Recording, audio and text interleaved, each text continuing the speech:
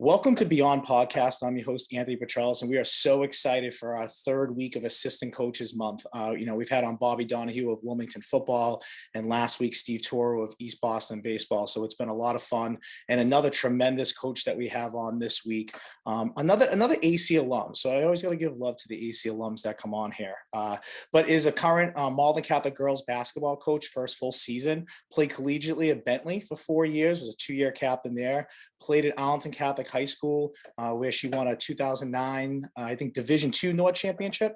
And all of this she's done in all of the age of 30. So pretty amazing stuff. And we're really honored. I covered Malden Catholic this year, and what a program they have there and coaching staff. And we covered them at the Boston Garden. And it was so much fun, such a great team. And so we're really lucky to have this guest on. So without further ado, ladies and gentlemen, from Malden Catholic girls basketball, Kelsey Halloran.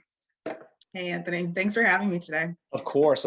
We're honored to have you on here. You know, your coach spoke very highly of you, and Jay's a friend of this show. He was on here before. So, once we saw what he wrote about you, it was a slam dunk for sure. No basketball pun reference there, but I threw it out there anyways. But, the first thing I like to do is any coach that I ever have on the show is I want to just give us some street cred. So just so people who are listening, this isn't like Kelsey didn't throw this stuff at me. This is me doing research and calling around and kind of getting all what I can. So she doesn't even know I'm doing this, but I want to give you a little bit of street cred because you were a heck of a basketball player, both in high school and collegiately. So I just kind of want to throw that out there because, if you have players that are listening, sometimes when a coach tells them what to do or how to do something, okay, blah, blah, blah. But you've been there and done it. So, I want to make sure that anybody who's listening here kind of knows. We'll start with Malden Catholic. You captained the basketball and soccer team as a senior. You helped the basketball team to 3 Catholic Central League championships. And in 2009, obviously I mentioned earlier, the Division II North Championship. You dropped 20 in that game, just throwing that out there. 3-time CCL All-Star, and you were league MVP and Boston Herald All-Scholastic your senior year. You scored over 1,000 points, and you played in the high school Leaguenas All-Star game. At Bentley, you were co-captain in 2011-2012 season, then again in 2012 and 2013. During that, you had a 61-6 record over that span, so pretty good leadership there. You started every game as a senior. In overall, 126 games that you played in, was the 5th most by any active Division II player as of 2013. I don't know if a lot has changed since then. And you're tied 15 all-time on Bentley's all-time list as well. And you rank 14th in program history with both three-pointers, 122, and three-point accuracy at 349. So very good. Very, very, very impressive. So I'll just ask you this question out the gate. I mean, obviously basketball is a huge part of your life. It has affected it both on and off the court. So talk about maybe some of the coaches you played for and maybe how they just influenced your passion for basketball. Yeah. So I'll start. My first coach was actually my dad, which was unique given that he's a hockey player.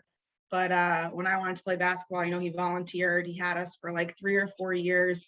And I think what was really beneficial for me and my teammates is that he didn't play the game. So he didn't know, he doesn't have his own opinions on certain defenses and the way you're supposed to play offense. So, I remember he just had stacks and stacks of books, like coaching books and drills. And he was always researching and finding quotes from college coaches.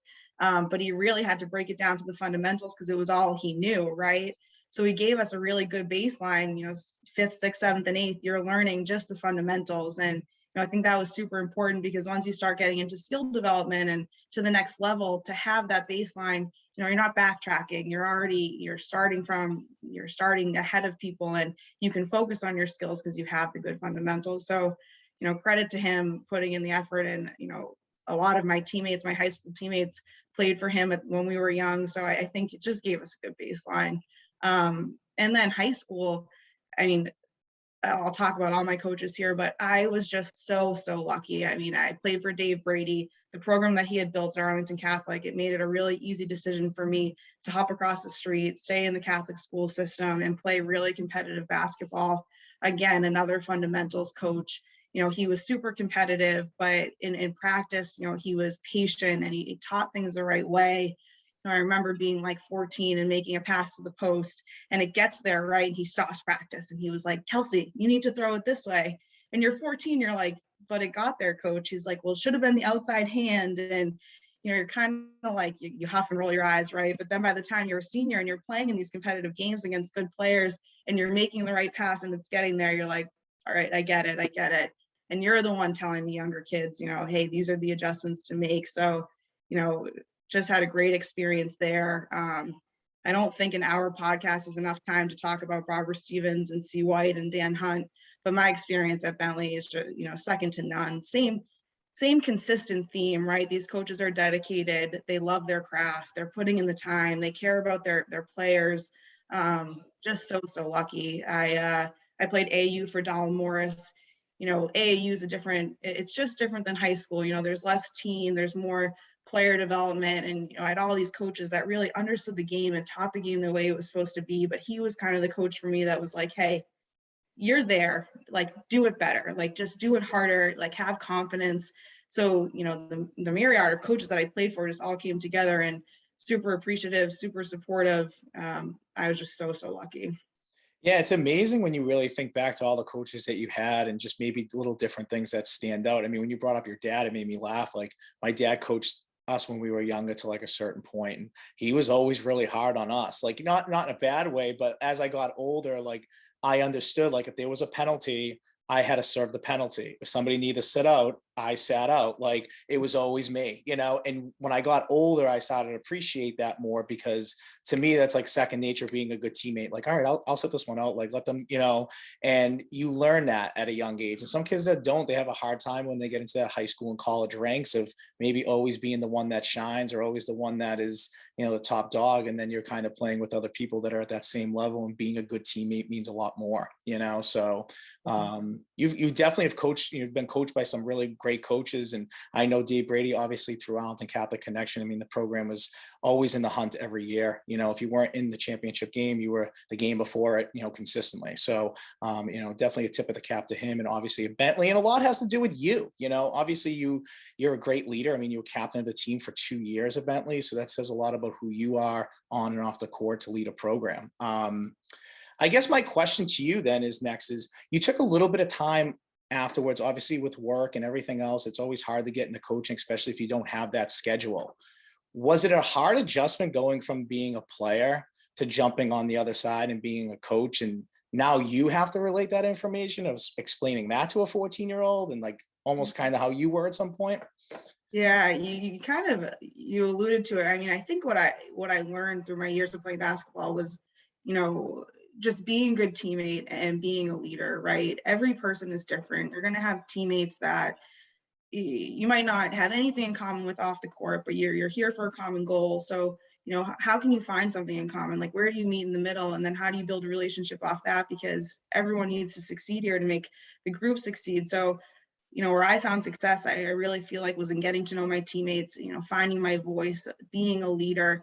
I wasn't oozing athleticism. I was never the fastest, the tallest, could jump the highest, but, finding where I could find add value on each individual team was kind of where I focused, right? Like, we have tons of great shooters, but I can really play good defense. So maybe on this team, I'm not the scorer, but I want my minutes because I'm going to play defense. So again, I like leadership and knowing the game was really where I thrived. So even my older years at Bentley and at AC, I got really vocal on the court. I got vocal off the court.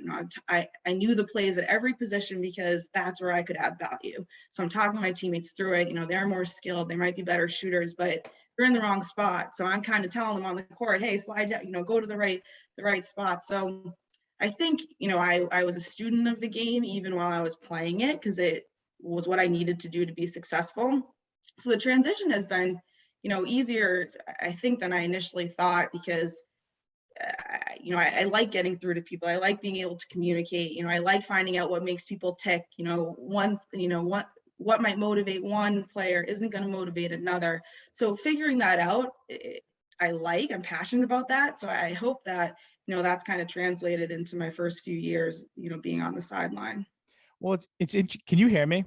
Yeah. Okay. My mic just made a sound and I was like, did my mic just die? All right, good. So, you made a point about, like, you said something to the effect of, like, not always being the fastest or the most athletic, but you figured out where you could find points. I mean, I felt like coaching at Malden Catholic, that was like the one advantage that we had over a lot of teams is, yeah, we might have had some kids that weren't as gifted athletically as other teams in that conference or in that league, but we had really smart kids. So we could throw a lot at them. We could teach them a lot. And in a way, they found their roles. Like we found guys who could play 10 to 12 plays and contribute X, Y, and Z when they needed to. And I'm sure it's the same thing on the basketball court, that you can find players that have roles that, maybe they're not necessarily happy with first on, not getting as much time or whatever, but they hold a bigger like value than they realize, and being a good coach is making them realize that that value is just as important as somebody who's putting in more minutes or has more time out there, because you're more of like a specialty player,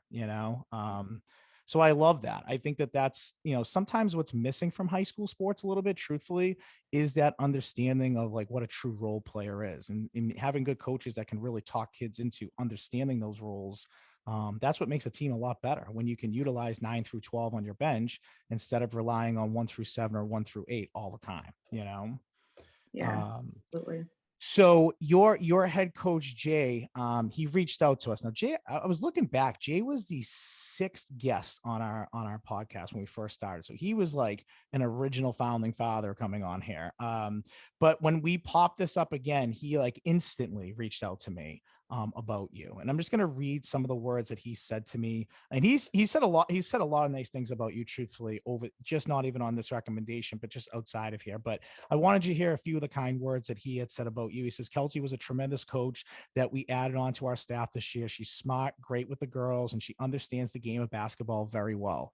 It is great to have an assistant coach who sees the game the same way I do, and we find ourselves agreeing during the game, and we see things almost at the same time.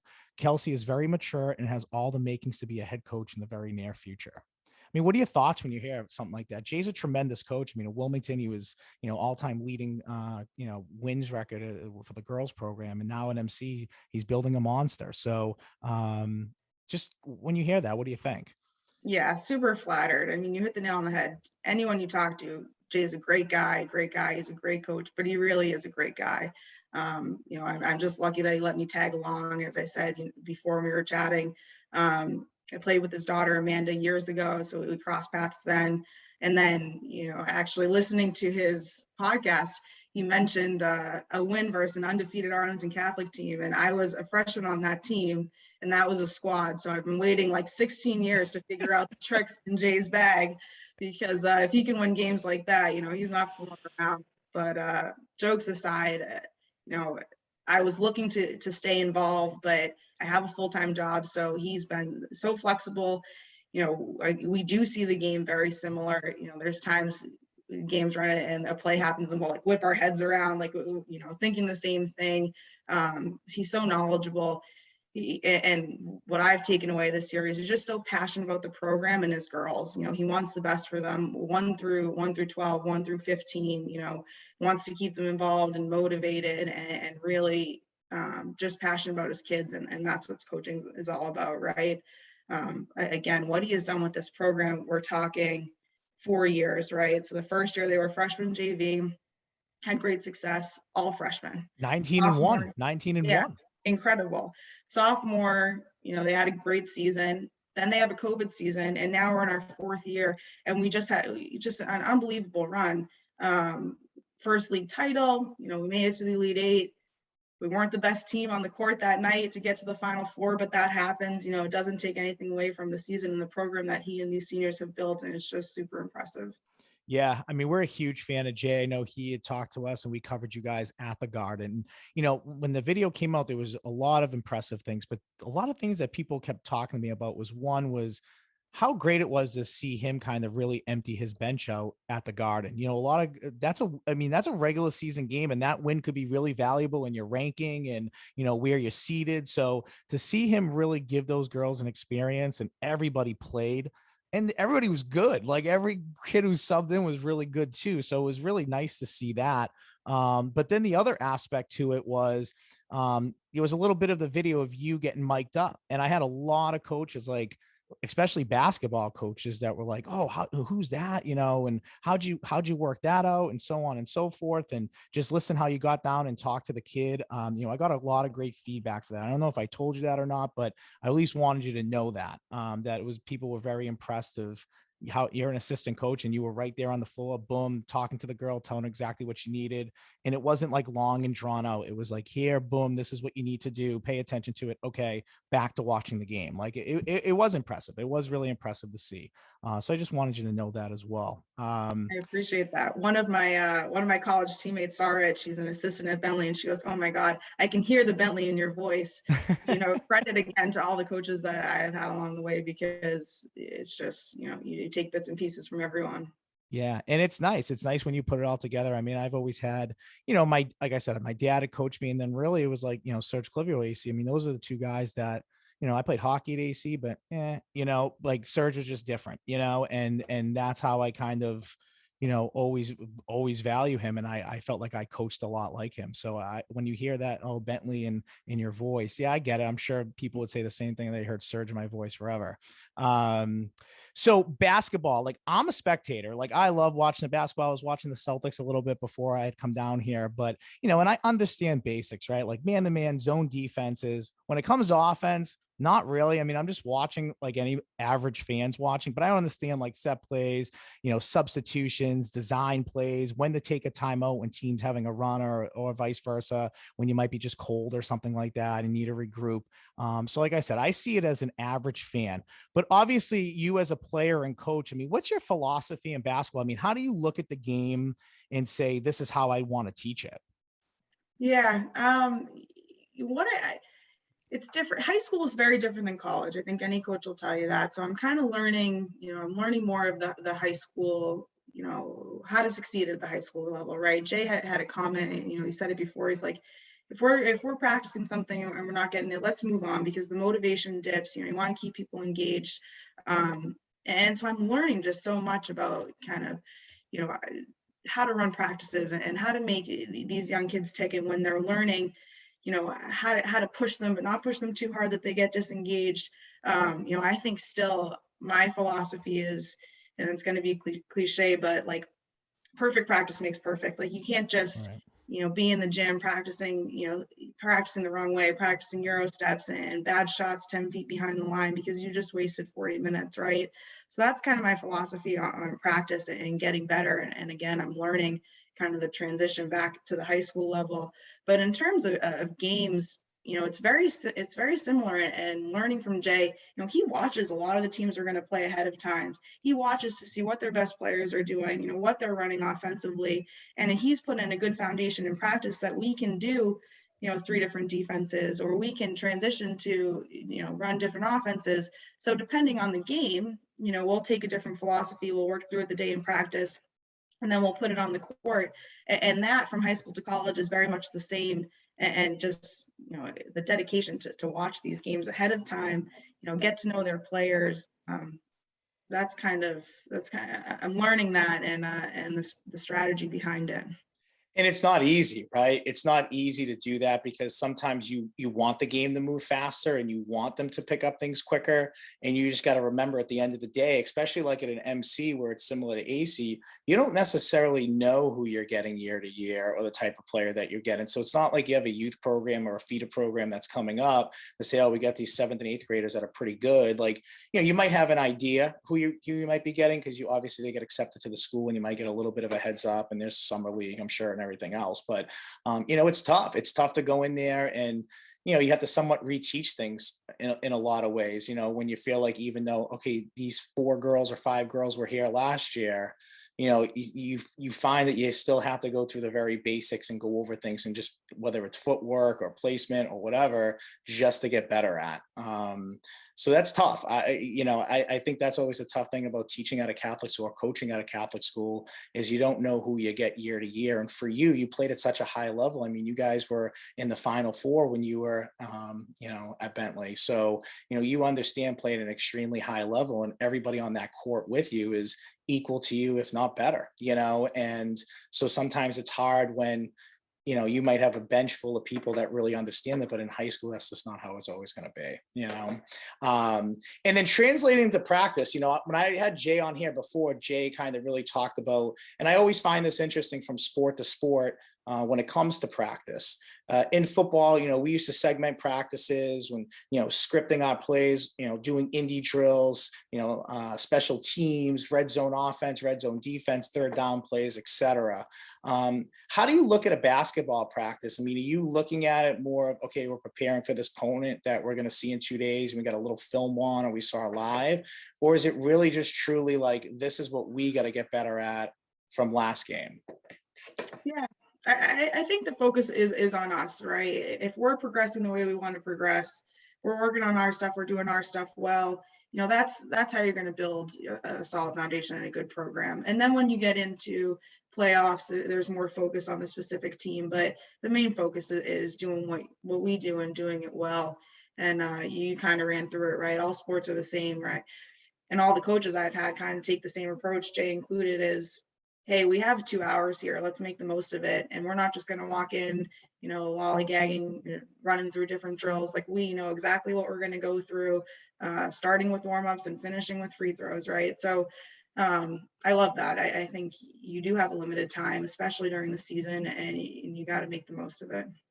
Yeah. And practice is so different. I mean, I know coaches who blare music their whole practice. And in my head, I'm like, I've done music before at certain segments of practice, but I'm like, how the hell are they going to hear you? How are they focusing? Like, how do they, they're really picking up when there's a song playing and they're just bobbing their head to it or like dancing on the field. So, every coach does it differently. And I just always find it so interesting to see how each sport is different and how they run their programs. Are you a big music person? Like when you were in college and stuff, did you guys play a lot of music at practice, or no? Basketball doesn't do it. Not at practice. It's interesting you say that. I've never heard of music, like maybe warm-ups, but on Sundays we have really early practice, and Jay's like, I'm asking them to be here early. I'm gonna let them play music. I'm like, geez, you're gonna let them play music? What do you mean? I'm like breaking out in hives, like, you can't do that. But sure enough, the music's turned up a little bit, so everyone takes a step closer and they're like locked in when he's talking. But when they're going through warm-ups and going through drills, it's a Sunday morning. They love the beat of the music. But as soon as we start talking, whenever the focus came back to us, I was like, wow, these kids have a lot of maturity, and, let them enjoy some music on a Sunday morning practice. I love it. Yeah, and I think social media has a lot to do with that. I mean, nowadays you can look up any coach or any program that's doing stuff. And I mean, I've stolen from so many people being like, I'm going to do that. That's awesome. But I always found music was a great thing because, for football anyways, I don't know if basketball is the same, but the first like 15 to 20 minutes, like makes or breaks your practice, like how the kids come on the field, how they're warming up, how they're stretching, how serious they're taking it. And when you have music, it's just a little bit of a different energy, like you mentioned. And it is surprising how locked in they get back, and not all the time. Like sometimes you're going to be like, okay, music off, but we have found when I was an assistant there and as a head coach as well, music just kind of changes everything for you. You can, like you said, you can get through a 2-hour and 15-minute practice, that's well scripted and segmented when you have a little music in between and those indie sessions and so on and so forth. So it's funny to see that basketball does it too. I'm glad, like I said, it's different, but I wasn't a huge proponent of it at first, but I did see the difference and I was like, yeah, they're right. The coaches are right. So you mentioned your MC squad. So I obviously want to jump into that. I mean, like I said, I got the opportunity to cover you guys, and 21-3 this year. You guys were very well coached, very deep. Like I said, we covered you at the Garden. And what I found was just like how mature and focused the team was. You mentioned focus a few minutes ago, but that's what I noticed. When we got there, like the girls were taking in the experience before the game, seeing the Garden floor. There was a little game going on there beforehand, but then it was like in the locker room, all business, ready to go. And that obviously, to me, it just shows how great of a coaching staff that, Jay had, including himself, into getting these girls to enjoy a moment, but also that it's a business trip at the end of the day. And you got some stuff you got to do. Obviously no season ends, especially if you're not winning the very last game of the season, but there was a lot of success. 21-3 is no joke. You guys play some good teams. It's not like you play cupcakes. So, do you ever like in practice? So I'll ask you this in two parts. One, I'll just ask you, like, talk about this team a little bit, what you saw your first year of coaching. I mean, that was a pretty good team. I was very impressed across the board. Yeah, this was a really special team. We've alluded to it in the conversation already. To only be a 4-year program, we're talking about 5 seniors that made a decision to come to a school that had never had girls, right? So MC's got a great reputation, but they've never, this was new. I haven't seen any local schools make a change like this. So how does that develop, right? And they took a chance, and I will say they love their school. Like starting with classes, they just love being there. So that's great. Basketball, sports, that's just an added bonus. But those 5 seniors have really, they built this program. Now we have 12 down to 2 freshmen, competitive, testament to Jay and those seniors for building, a program where people want to come to play basketball. And again, the maturity that you referenced, I think that's on Jay, and also the school. They do a really good job with, these girls' confidence. Quick sidebar, we had senior night, and we asked the younger players to write a speech for the 5 seniors. Each one was supposed to talk. So we didn't really give them guidance. We said short and sweet, less than a minute. And sure enough, all 7 of them jumped up there. They grabbed the mic in front of all the every fan and said really nice things about their seniors. I mean, they were genuine.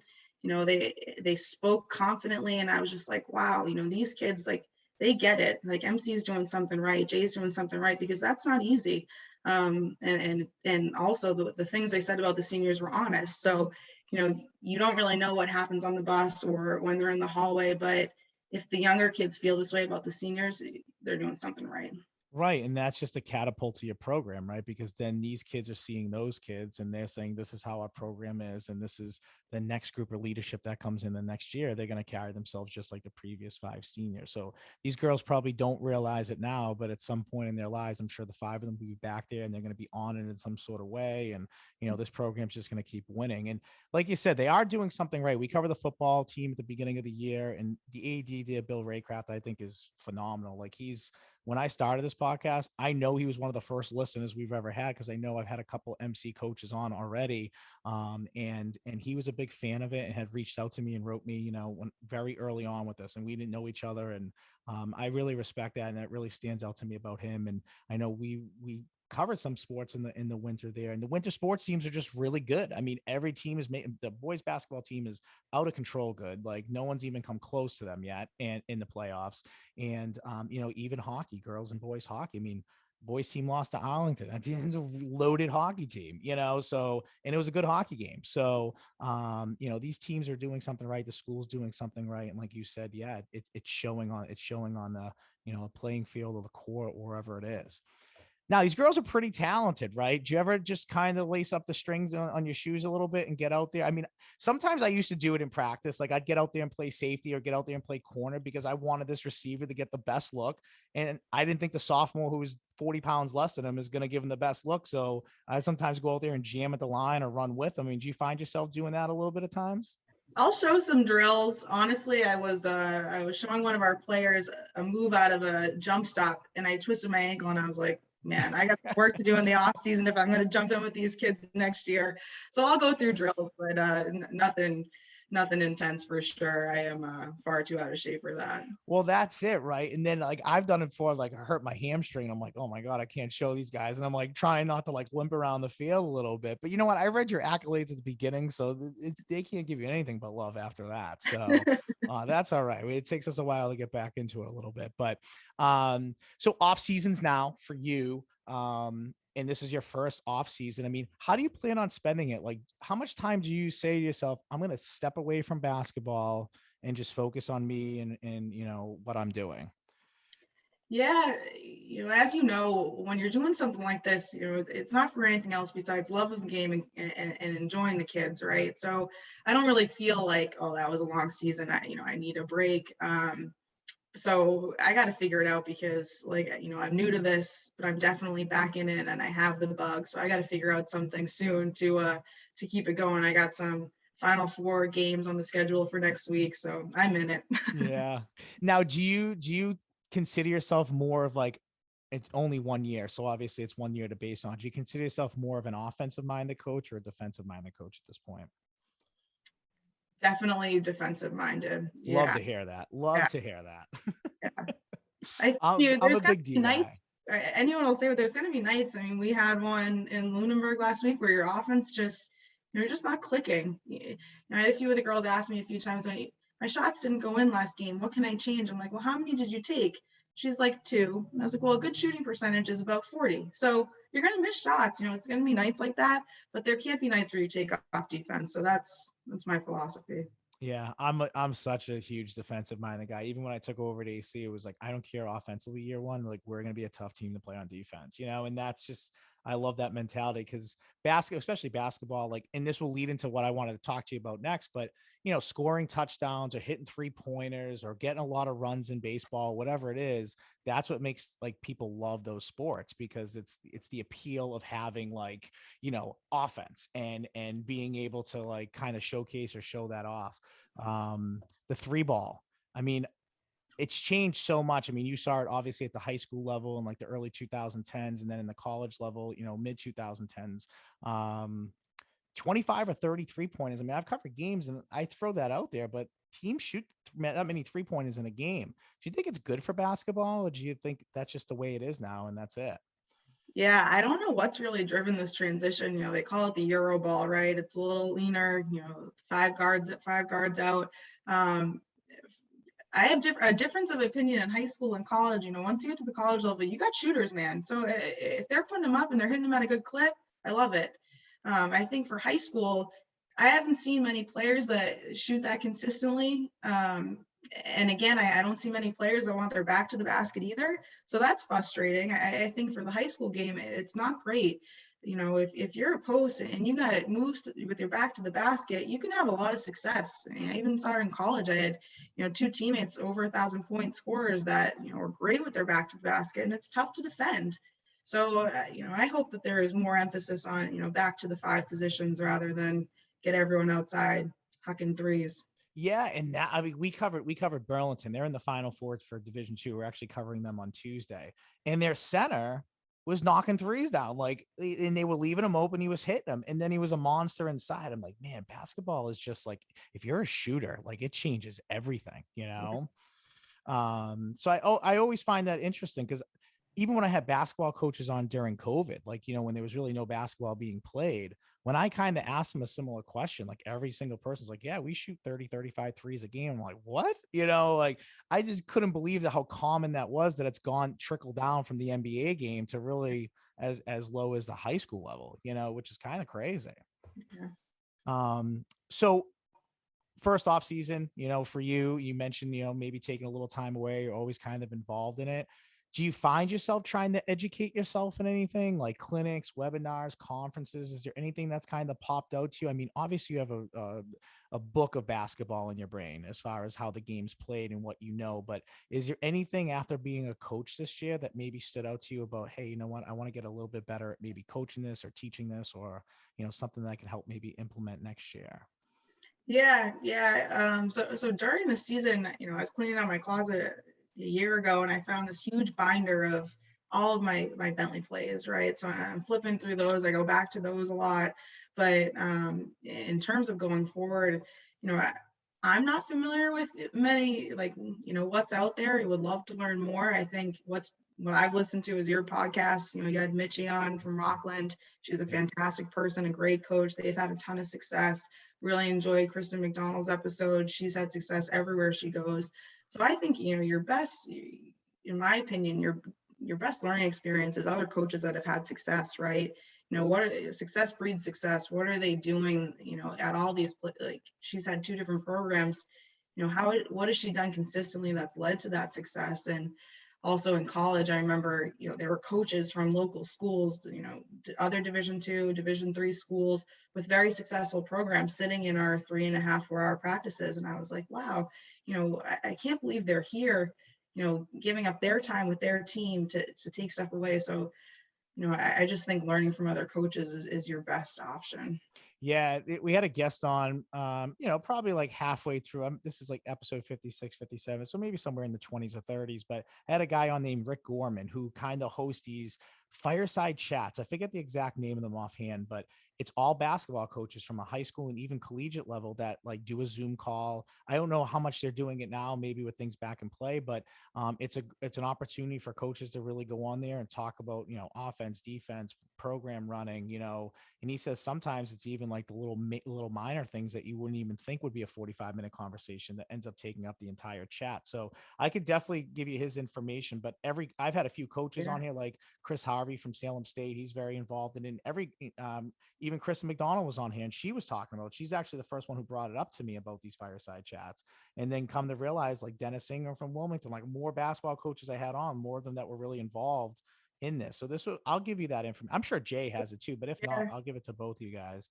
I mean, you come to find out, I'm sure it's the same with football and any other sport, but basketball, people love talking basketball. So Oh God, lots I of could different talk opinions. football. I mean, it's just, Yeah. you get going and yeah, it never ends. Oh, I love it. Like when someone just, especially, because like you said, like you're a fan of the game. And I'm sure when you watch basketball, like with someone like me, who's just an average spectator who watches it as they see, you're seeing so many different things or just watching it differently. Like when I watch football, I watch the offensive line every snap, because I'm like, are they dropping back? Are they kind of stepping down? Are they pulling? Like, and then I immediately then look to the backfield to be like, oh, they run the, like, because you can just read how the line blocks. So like I tell friends that I'm like, oh, do you see that block? And they're like, what? Because they're following the ball. So it's like, I get what you're totally saying there. So it is nice sometimes when you have somebody who maybe just looks at the game similar, or like you kind of have a little bit of an out there opinion that an average fan wouldn't, but then someone's like, oh, I totally agree with that because of blah, blah, blah, blah, blah. And you're like, all right, I want to talk to this person, like it's this podcast really. I mean, when I have coaches on here, this is like, there's not many people in my life that would have these conversations that I get so excited about. So it's nice to hear that other people kind of do the same when that opportunity is given to them. Obviously this is year one, and this is kind of a question I'm just throwing out there to you.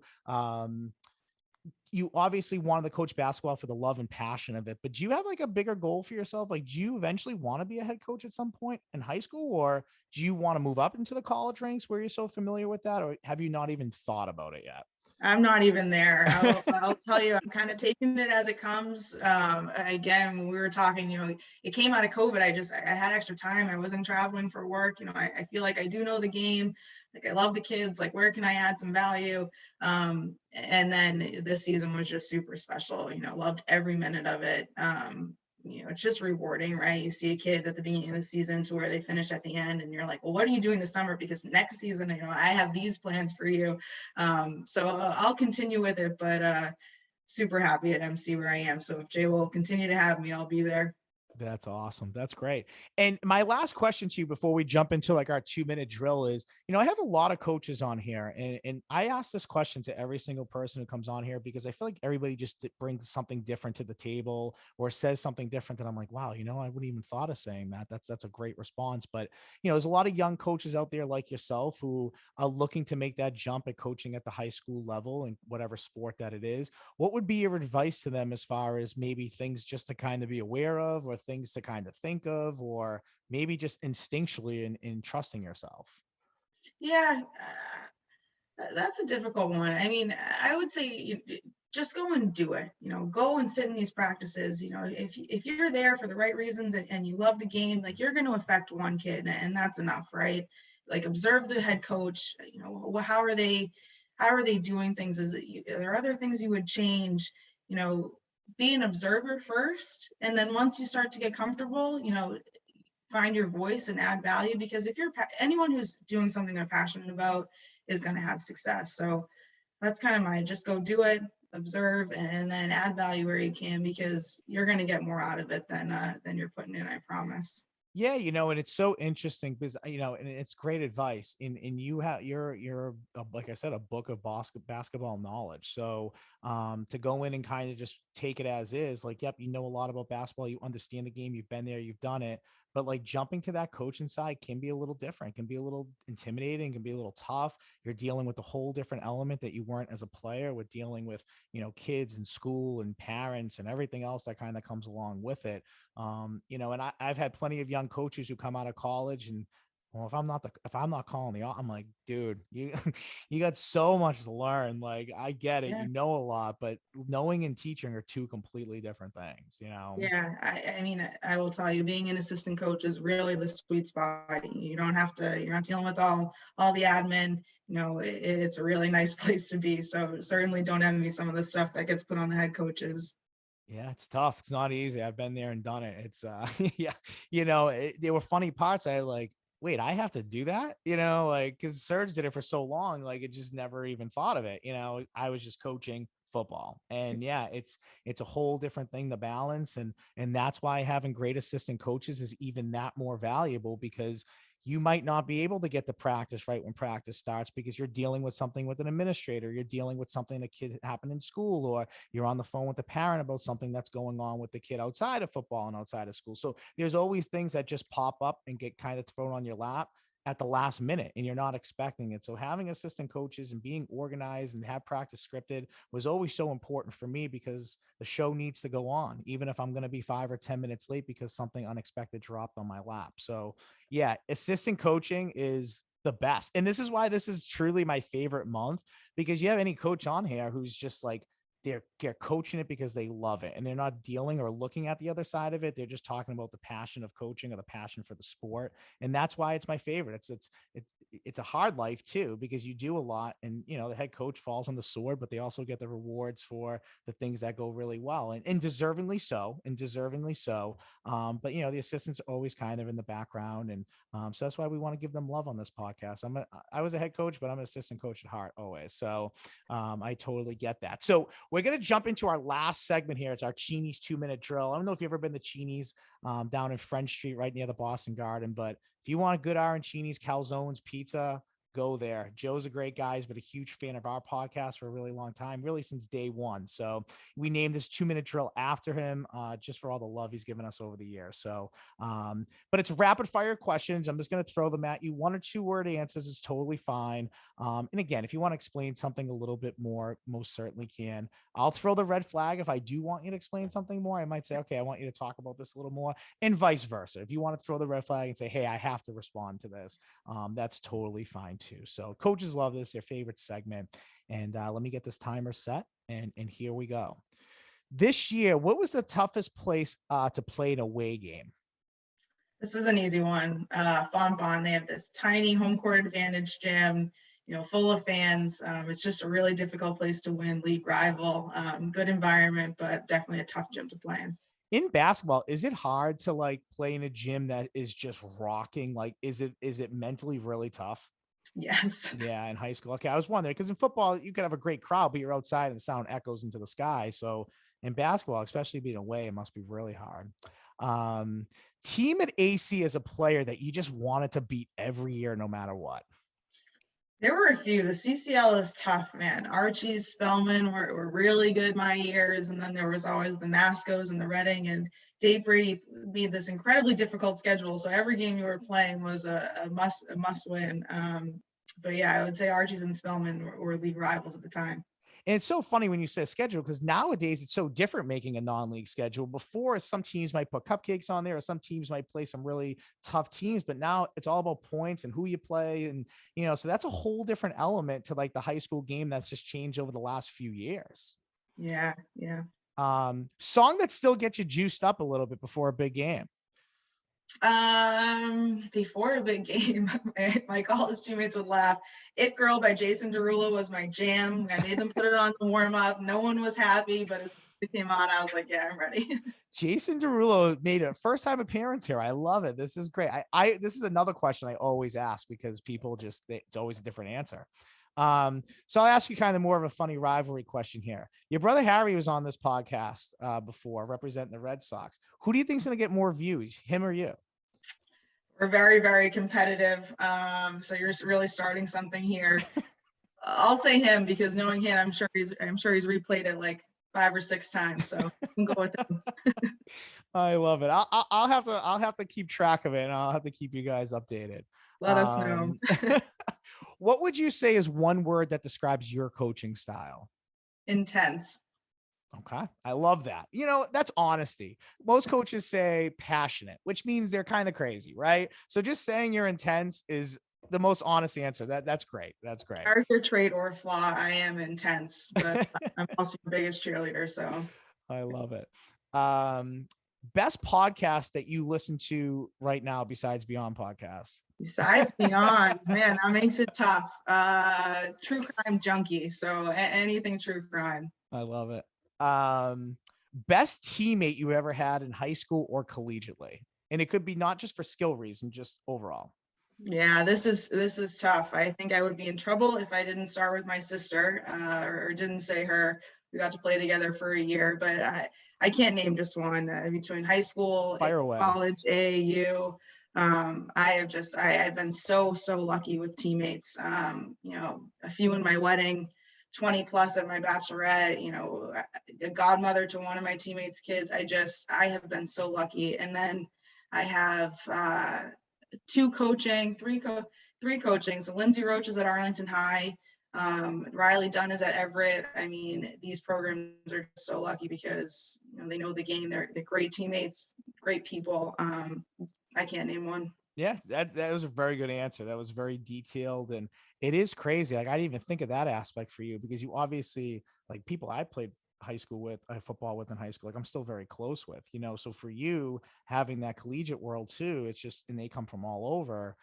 Yeah, I'm sure that's a tough one. That is a real tough one actually. And then the last question I'll ask you: the 2022 NBA champions this year will be. I have to go Bucks and 6. I am a longtime Pat Connaughton stan. He burned me in a few NCAA brackets, but I got Bucks with the repeat. I love it. That's great. Great answer. And you survived the 2-minute drill. And I just want to say thanks for coming on here today. Like I said, assistant coaches month to me is my favorite month of the year. It's people that go and put in the work and put in the time. And like you said, it's not for the money of it. Trust me. It's for the love of it and working with kids and bettering them. And these skills that you take from sports as a player, you bring them into life. And when it's coming to coaching again, like that's part of your gig. It's you have the product on the court or on the field or whatever, but it's also teaching these kids accountability and responsibility and time management, because those are the things that that you need in life beyond just playing sports, whether that's in college or the workforce or whatever it is. So I know that assistant coaches put that work in. I've coached with many amazing assistant coaches who are now head coaches everywhere. So it is really nice to have this month and be able to get great people on here like you to really showcase them, maybe for that next step someday. Maybe this podcast scores you a job in something you answered. Who knows? We had a couple assistant coaches last year who applied for head coaching jobs, were finalists, and just unfortunately didn't get it.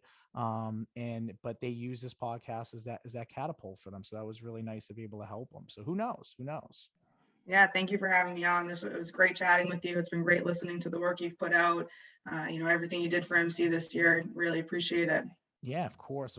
So thanks for coming on. And until next time, we have Kelsey Halloran, Malden Catholic Girls Basketball, Anthony Petrellis, Beyond Podcast. We are out. Thanks, Anthony.